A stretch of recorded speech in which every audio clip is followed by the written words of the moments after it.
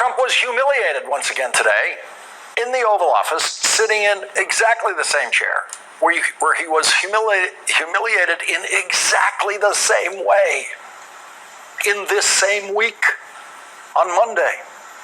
Donald Trump made history on Monday by being the first president of the United States to lie publicly about America's oldest ally, France, with the president of France sitting right beside him.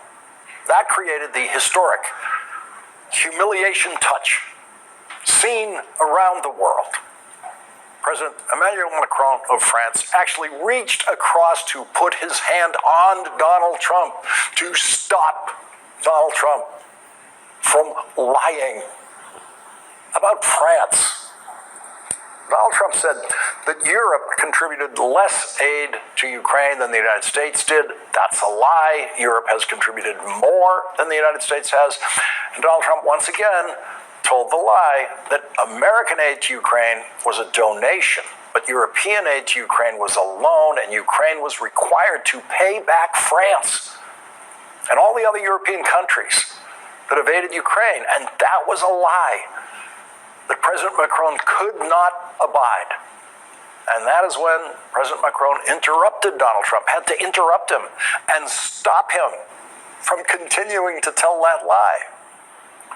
Because Donald Trump is not now, and never has been, educable, 3 days later, Donald Trump walked into exactly the same humiliation trap in the Oval Office today with the British Prime Minister sitting beside him.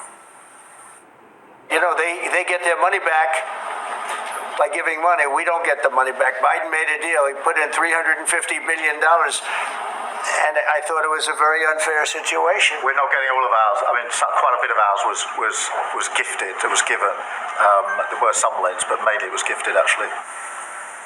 It was gifted, actually. Did you see that left hand? That's the interruption hand that the French president used. The British Prime Minister's left hand goes toward Donald Trump, but he's British. He's British. So he's not touchy-feely. He's not going to touch him. But he does interrupt him, just like the French president did.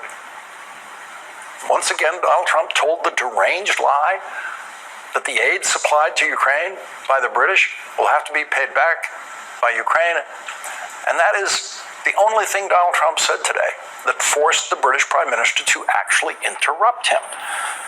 The British Prime Minister did not see it as his role to correct Donald Trump for lying about the amount of American aid supplied to Ukraine. Donald Trump more than doubles the real number when he accuses Joe Biden of providing $350 billion in aid to Ukraine, when in fact it was $119 billion.